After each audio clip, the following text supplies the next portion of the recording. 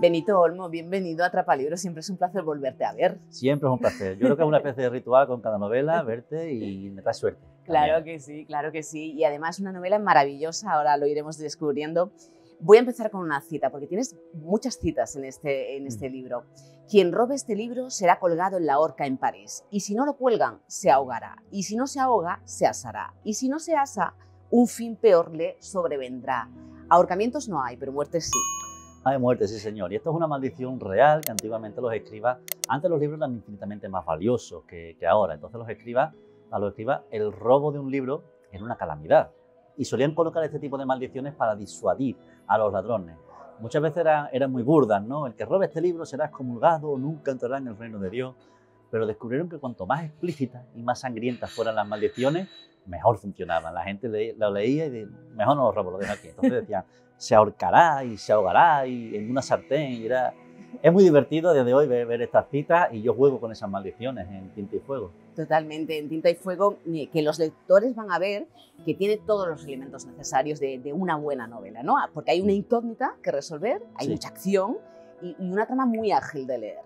Además, parte de una historia real. Empecemos por ahí, explícanos. Bueno, pues yo llegué a este tema casi por accidente, ¿no? Un día leí una noticia sobre una chica de Barcelona que recibió una llamada de Berlín. Un bibliotecario llamado Sebastián le dijo: tengo aquí en Berlín, en la Biblioteca Nacional de Berlín, un libro que perteneció a tu padre. Ella se extrañó porque su padre nació en Alemania, pero muy pronto se trasladó a Uruguay y luego a Buenos Aires para empezar una nueva vida. Su madre era judía y entonces pues tuvieron que huir del país cuando los nazis llegaron al poder. Claro, su padre nunca habló de esta etapa de su vida, no habló de lo que sufrió cuando los nazis llegaron al poder y siendo su madre judía, cómo lo pasó, ¿no? Esta chica cuando recibió ese libro de alguna forma conectó con una parte de su padre que no conocía, que ella desconocía. Y es un libro, me contaba ella, un libro muy común, un libro de cuentos tirolese que no tiene mucho valor económico, en cualquier librería de segunda mano no costaría más de 3 o 4 euros, pero para ella esa conexión con su padre era incalculable, tenía un valor incalculable. Y eso ya pues, me puso tras la pista y me di cuenta de que, bueno, ¿cómo llegó este libro a Berlín, ¿no? ¿Y cómo supo este bibliotecario que pertenecía a esta persona? Me trasladé a Berlín y allí conocí a Sebastián, que dirige un departamento encargado de localizar libros que fueron saqueados por los nazis, identificar a sus propietarios, a sus descendientes y devolverlos. Una labor muy artesana que llevan a cabo con muy poquitos medios y descubrieron hace poco que aproximadamente un tercio de los libros de la Biblioteca Nacional de Berlín, aproximadamente 1 millón de libros, proceden del saqueo nazi. Vamos con nuestra protagonista, ¿no? Greta, que es una mujer llena de incógnitas, ¿vale? Porque no será la misma cuando empieza el libro que cuando finaliza el libro. Es una buscadora de libros que caza ejemplares raros y valiosos. Es una de las mejores en su campo, pero ahora está trabajando de librera. Así que dinos quién es ella y por qué se encuentra en esta situación. Bueno, Greta es como bien has dicho, una buscadora de libros raros y valiosos por cuenta ajena. Se encarga de localizar textos valiosos, de poner en contacto a coleccionistas, con bibliófilos, con libreros. En definitiva, hace de enlace en ese mundo del libro, ¿no? Mira el libro con cierto desapasionamiento, como mercancía que le sirve para conseguir sus fines, ¿no? Y al comienzo de la novela, pues está en horas bajas. La han acusado de robar un libro muy concreto y entonces ella no sabe muy bien para dónde tirar, está un poco agobiada y recibe un encargo muy peculiar: encontrar una biblioteca que fue robada durante la Segunda Guerra Mundial. Y ahí es donde empieza Tinta y Fuego. Y aparece además el encargo por parte de Telles, ¿no? Que además ese personaje está basado en un amigo tuyo. Es un personaje, enteramente. Juan José Telles, sí señor, buen amigo, un gran consejero y un amante de los libros y de la palabra escrita. Necesitaba un personaje así, necesitaba un personaje que hiciera de nexo entre Greta y esta búsqueda de la biblioteca desaparecida. A mí Juan José Telles me vino como anillo al dedo, lo coloco como personaje de la novela.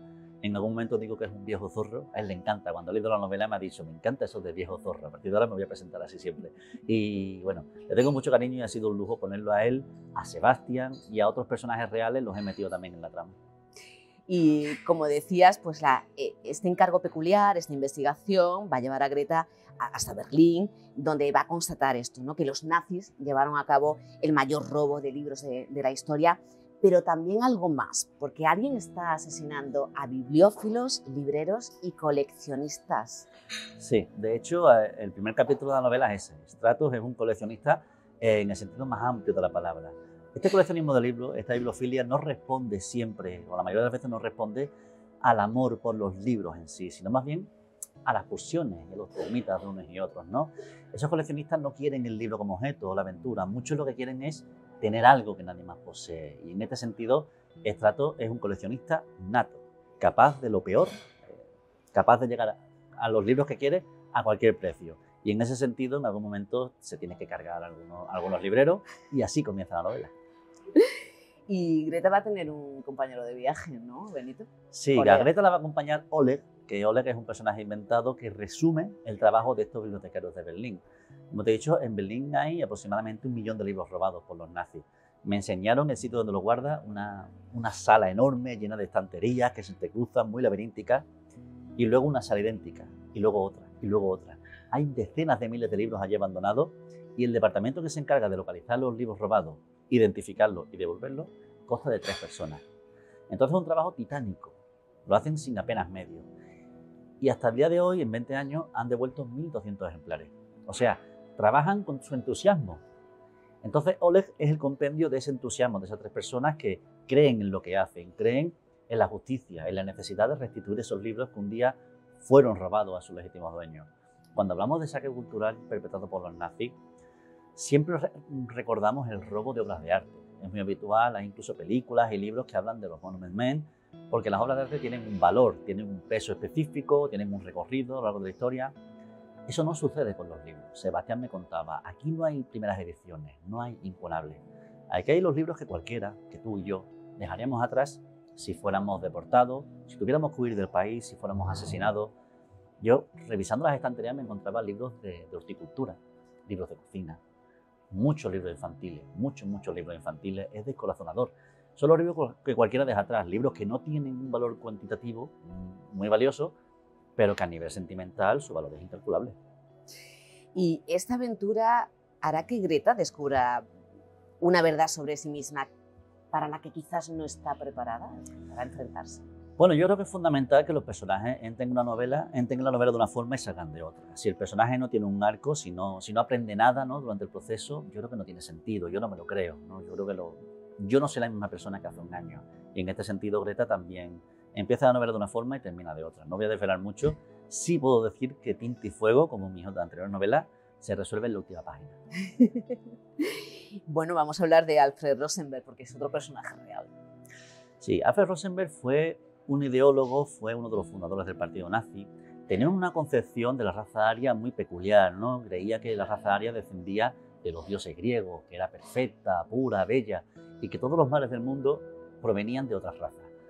Claro, esta visión ni siquiera se la tomaban en serio sus propios compañeros, pero aún así Alfred Rosenberg alcanzó mucha notoriedad. Llegó a ser ministro de Asuntos Exteriores de los territorios ocupados y dirigió el departamento encargado del expolio cultural, del expolio de obras de arte y también de libros. Alfred Rosenberg tenía un sueño de construir una especie de biblioteca de Alejandría que contuviera todo el conocimiento del mundo. Entonces se esforzó por, allí donde iban los nazis, cada vez que conquistaban un territorio, iba Rosenberg con sus hombres, inspeccionaban todas las bibliotecas públicas y privadas que encontraban en su camino, seleccionaban los libros que más le interesaban y los robaban. Entonces, pues cuando los aliados llegaron al castillo de Ungen, se encontraron más de 1 millón de libros allí que habían sido saqueados. Entonces, como digo, realizó el mayor expolio cultural de la historia. Y Benito, esa biblioteca de la comunidad judía de Roma nunca se volvió a encontrar, ¿no? Ese es un misterio que sigue a día de hoy sin resolver. A mí, yo cuando tuve conocimiento de este asunto... Con todos los medios que hay hoy en día, fíjate. Sí, mira, existían 2 grandes bibliotecas de judías en Roma, ¿no? La biblioteca de la comunidad judía y la biblioteca del colegio rabínico. Alfred Rosenberg conocía la importancia de estas 2 bibliotecas y las quiso robar enteras. Entonces, en octubre de 1943, 2 grandes trenes llegaron a Roma y cargaron estas 2 bibliotecas. En diciembre de 1943, estos 2 trenes salieron de Roma rumbo a Berlín, pero uno de esos trenes nunca llegó a su destino. El tren que contenía el tren en la biblioteca de la comunidad judía de Roma se perdió.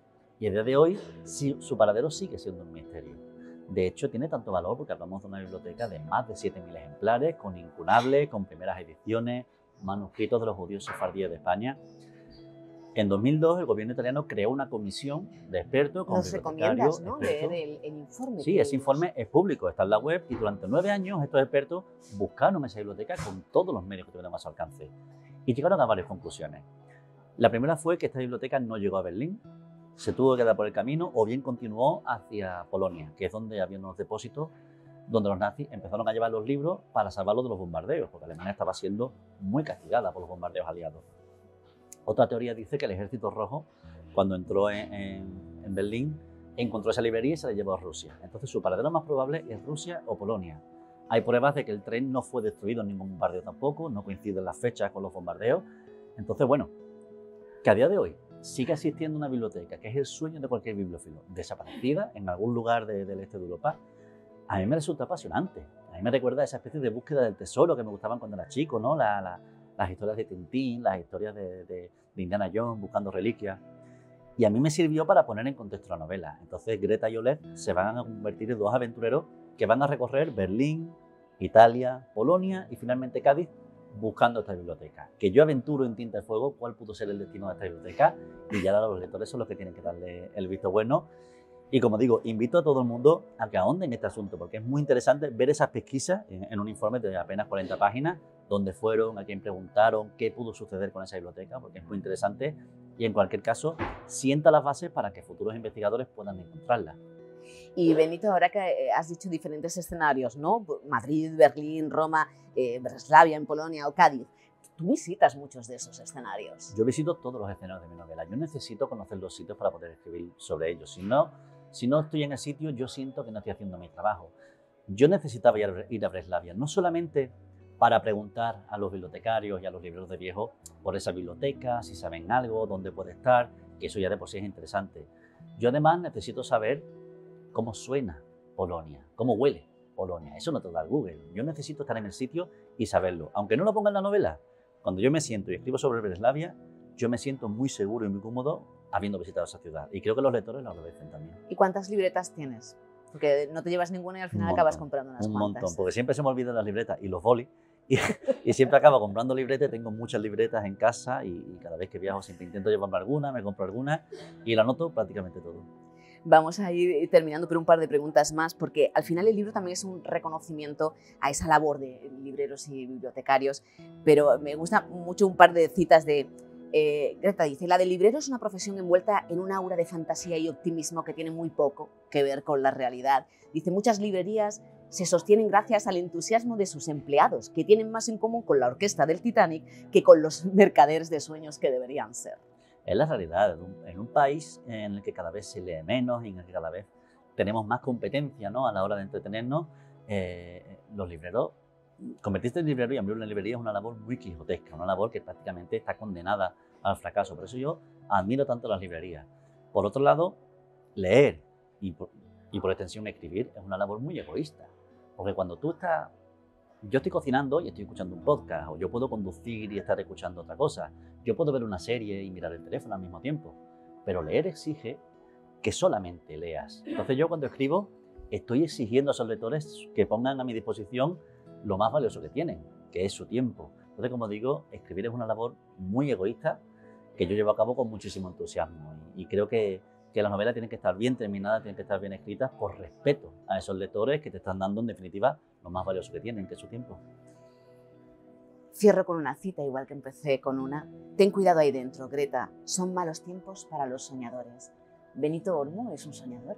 Yo soy un soñador nato y si no fuera soñador no me dedicaría a esto. Hubiera buscado otra labor que fuera más agradecida económicamente, que fuera más sencilla, pero yo hago lo que me apasiona. ¿Sabes? Aquello del inspector, soy escritor, así que escribo, me siento escritor, así que escribo.